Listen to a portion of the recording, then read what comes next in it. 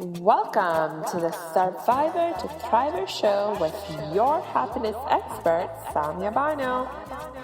Are you a survivor of abuse or other trauma?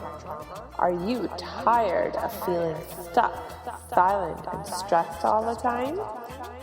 This is the podcast people from all over the world join in to learn exactly how to stop suffering and start living with more inner peace and joy.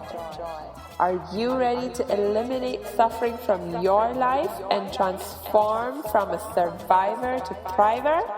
Then congratulations, you are in the right place.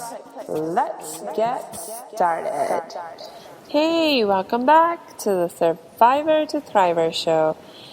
We have been talking about how we can build trust and know the truth about the nature of the world, of our universe, in terms of, is it a universe of abundance or scarcity? Is it a universe of, that is grounded in compassion and cooperation? Or is it a universe that is all about competition and not compassion? Like selfishness and all those kinds of more negative attitudes. And of course, my position is that it is in fact a universe of compassion and abundance and cooperation. And I gave you at least a couple of really specific strategies over the last couple of episodes that you can use to help you become more aware of this reality, become more in tune with this perspective. And today I want to give you a little bit of a reality check about this, right? Because whenever we're talking about, okay, how can you trust this idea or really anything at all, the fact of the matter is that trust is something that builds over time. So just because you hear me say this today, you're not going to be able to trust this idea. And even if you start employing the strategies, if you actually did the homework that I suggested, and you tried out the strategies that I suggested for how you can connect with this perspective of how things really are, and you did it once, you did it twice, even so, it's like, okay, that might get you started, like it might open your eyes to this perspective, and it might give you like an insight that you may not have had before. But for you to get to a place where you can really truly trust this knowing and therefore begin to live by it and allow your life to be directed by this belief, by this knowing, it's going to take time for you to build that kind of trust. So it's important that you make a commitment to practice those strategies that I've shared with you, at least for the next 1 month. Just practice it.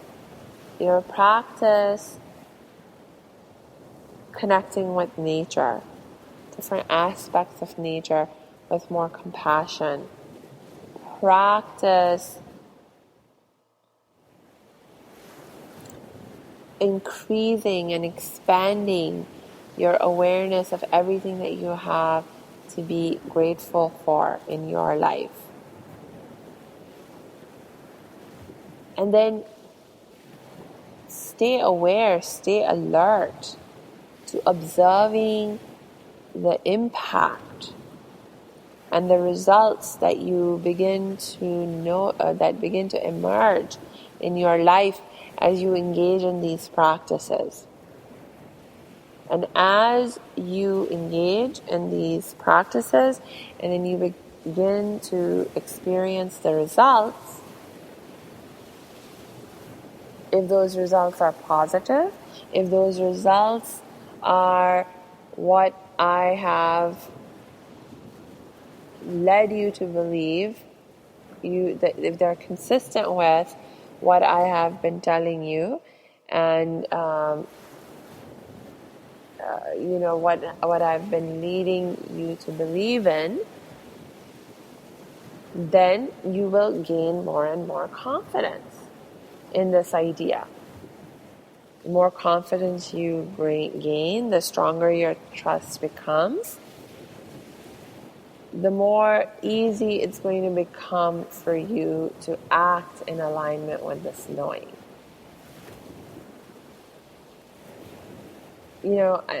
I can tell you this because this was also how I experienced it in my life. When I was struggling with my pain and suffering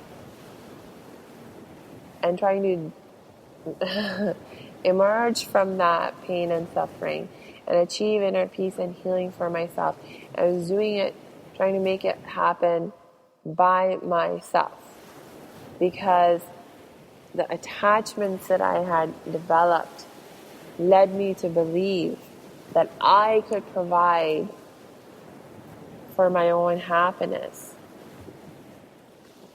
that I could do so because I was self-sufficient. I got to a point where I was like, okay, well, this is just not working, and I cannot take it anymore. I just cannot take the loneliness anymore. I just cannot take the sense of pain and suffering anymore. I mean, the healing process it's just like so slow. It wasn't that I wasn't making any advancement, but I was crawling. The speed at which I was moving ahead was like snail's pace. And I just couldn't take it anymore. And you know what the definition of insanity is, right? I believe it was Albert Einstein who said, insanity is to keep doing the same thing and expecting different results. So I came to a point where I realized, it's like, okay, well, what I've been doing so far hasn't been working, so pretty much my only chance to experience different results in terms of speeding up my healing process, in terms of experiencing some inner peace and joy and more happiness in my life, is that I have to change what I'm doing and how I'm being. And so I looked at, okay, well, I've been studying different faith traditions and, and what do they have to say about what I can do? And they all say, okay, you're not self-sufficient. You're a part of an interconnected, interdependent whole. And they say that you have to help others. When you help others, you help yourself. It's like, okay, well, let's ask for help then. As scary as it is, let's act in spite of the fear and ask for help. And not just ask for help, but also let's begin to start helping others. And sure enough, the more I focused on helping others and the more I allowed myself to ask for help and support from others and accept that help and support from others, the more I started to see all these little big victories emerging in my life. Problems beginning to feel less overwhelming, becoming easier to solve, being able to solve them much faster. And the barriers that I had created in my relationships, or that prevented me from engaging in deep, meaningful relationships and creating deeper, more meaningful relationships, start to break down.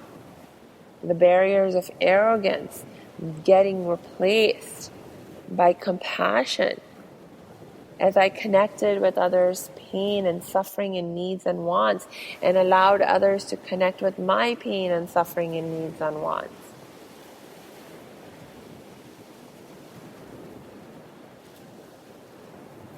So give yourself some time and just, have this understanding that, one of the big things that oftentimes holds us back and can leave us feeling discouraged and therefore getting distracted from our path to inner peace and healing is just unrealistic expectations of how things work. So I wanted to share this with you today, give you this reality check today so that you don't fall prey to unrealistic expectations.